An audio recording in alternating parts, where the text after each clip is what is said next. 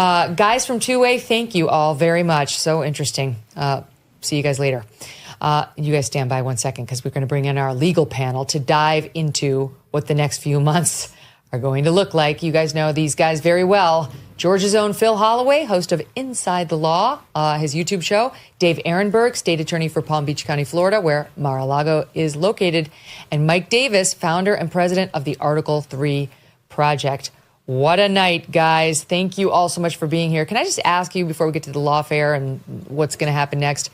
Mike, you'd be hard-pressed to find somebody who's a bigger booster and more loyal to the president than you. What's your reaction to what we're seeing so far? I would say that it's going to be a very good night for President Trump. I think he's going to win. He's got the dark MAGA cap on, everybody.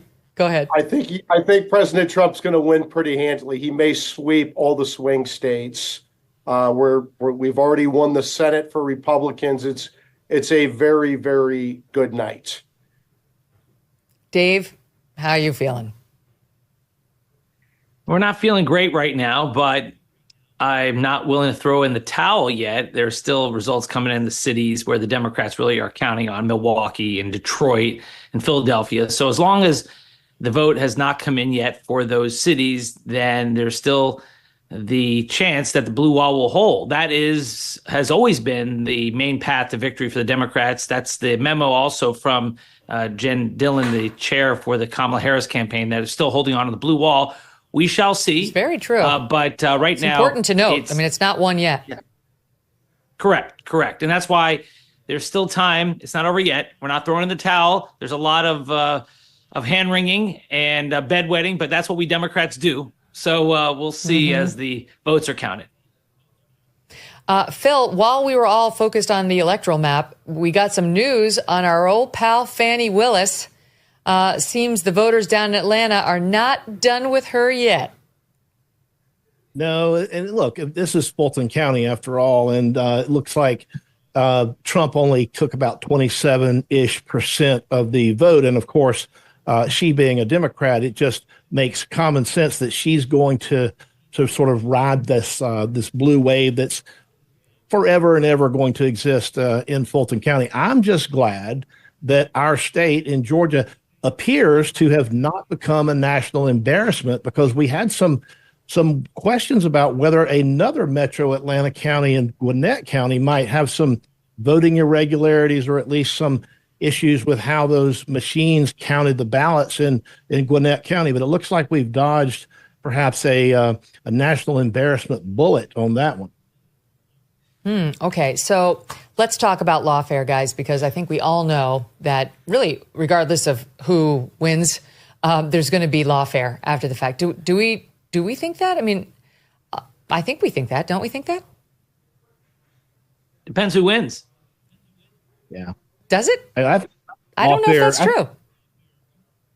Yeah. Go ahead, Phil. I do. Well, I do think, as far as Trump is concerned, that no matter what happens, he has that sentencing in New York on November, I think it's 17th, that's coming up. And that's going to be very interesting. We'll get to that. We'll get to that in a second. We'll get to the criminal case against Trump in 1 second. I'm talking about the lawfare around this election. I feel like it's going to come either way. The reason I think that is I think if he wins, they're going to be calling him an insurrectionist again, trying to get him not installed, trying to get the vote not certified, maybe trying to push faithless electors. I think all of that's coming our way. Do you think Jamie Raskin is going to roll over and just accept Donald Trump's victory? Do you think that, Dave? I do, actually. Yes. Democrats could grumble, but no, I don't think that they're going to try to do an insurrection or do alternate electors or any of the things that happened 4 years ago. No, Democrats, they can grumble, but they don't play the same game. So no, I don't think that's going to happen. All right. How about you, Mike Davis? What do you think?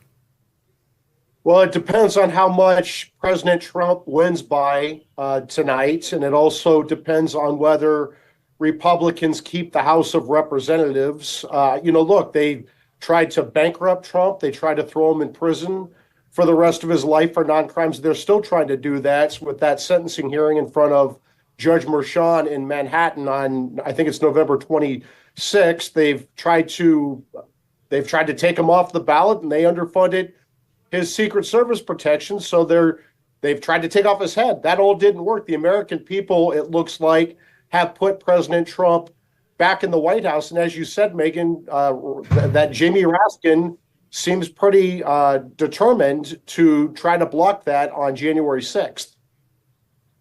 I would not bet that guy's going to go quietly into the night if Trump wins this. I'd be shocked. I know that they have said, we hate election deniers, we hate everything that Trump did, but they hate Trump more than the charge of hypocrisy. So that's what I think. I think they will fight. They'll fight legally. But now, if Kamala Harris manages to eke this out, and we do need to discuss this, if she does somehow manage to win these blue wall states, you guys, and it happens with the mail-in ballots late in the game, the way we saw in 2020, Mike, you tell me what's going to happen.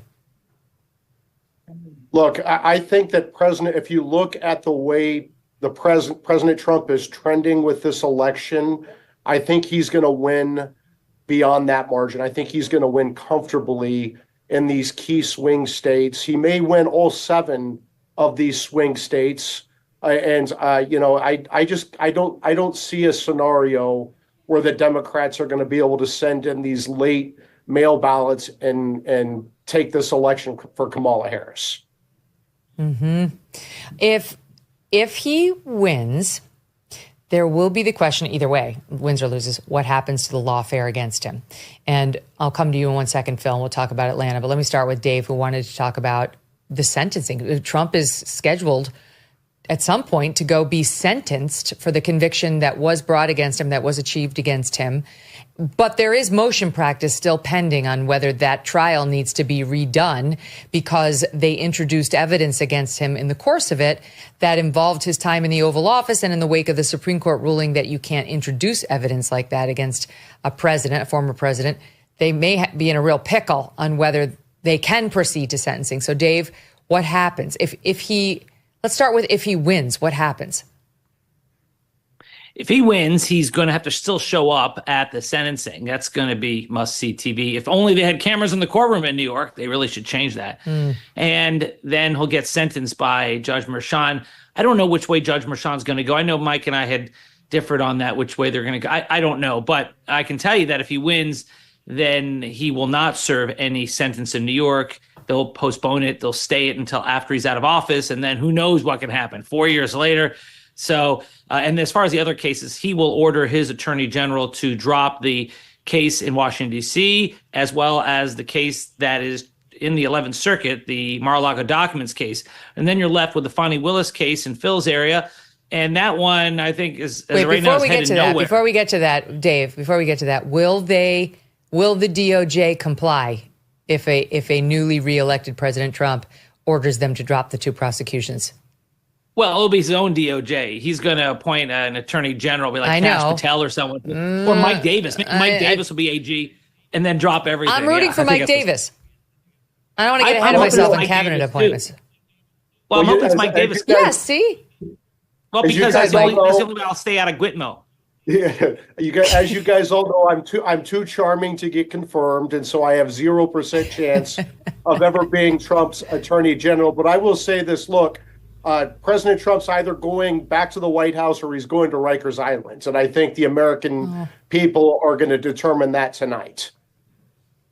Okay, Phil. So Fani Willis has not given this whole thing up. We had the judge who refused to DQ her, and it's being appealed, and it's not yet resolved. So what's going to happen with the case in Atlanta?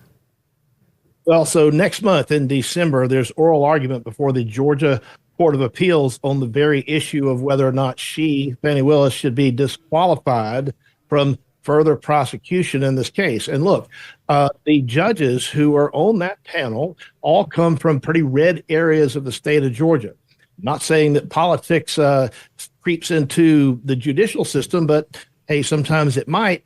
And I think, particularly that if he wins this election, and it looks like he will tonight, I think that the Court of Appeals in Georgia is just going to have all the more reason to go ahead and disqualify Willis. And if that happens, this becomes an indictment without a prosecutor, because the Georgia, they have a state agency called the prosecuting attorney's counsel, they would be tasked with potentially assigning it to another prosecutor, and no other prosecutor in their right mind in the state of Georgia is going to want to pick up the mantle and try to carry this prosecution across the finish line. They would have to start over from the very beginning, probably anyway, to clean up the mess that's been made by Willis. On the other hand, if I'm wrong and she's not recused from the case or dismissed from the case, I think that it's stayed pretty much indefinitely. I don't think the trial judge is going to want to proceed with any kind of active litigation against a potential sitting president of the United States. So one way or another,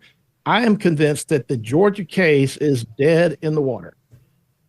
I'm convinced of that too. Dave, if he does lose, and the audience should be reminded, it is still possible. We don't have a call in one of those 3 blue wall states. And if she wins them all, she's going to be the next president. So if he loses, what happens with the New York case? That one did proceed to verdict.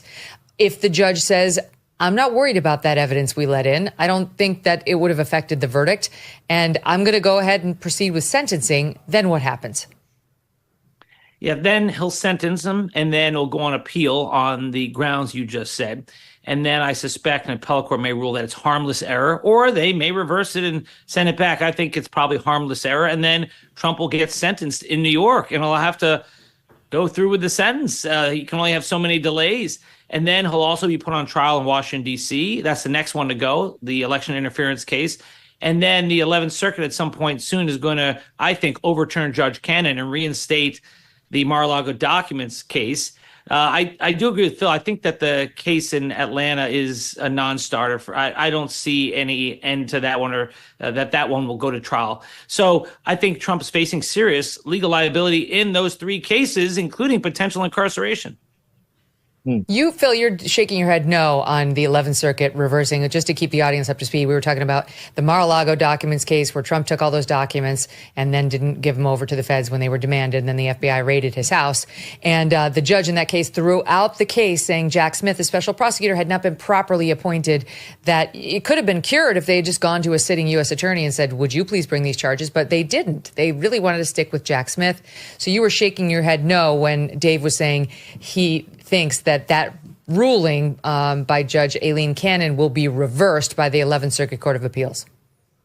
Yeah, I would have to respectfully disagree with my friend, but because I think the 11th Circuit, it's not carved in stone that they would reinstate the documents case. I think the argument that Jack Smith was illegally appointed is a pretty good argument. And let's remember, Donald Trump, if he wins, he can, of course, pardon himself. But regardless of whether that happens, if, let's say, the 11th Circuit does do the opposite of what I'm saying, that could be appealed to the U.S. Supreme Court. And I think they have every incentive and every reason to take that case from the 11th Circuit and to rule on that issue. They've already dropped some hints, at least some of the justices have, that perhaps the appointment of Smith was an unlawful appointment. So I just don't see the document case being revived by the 11th Circuit. And if it is, if I'm wrong, I think it's going to be quite some time before that case would ever get back to the trial.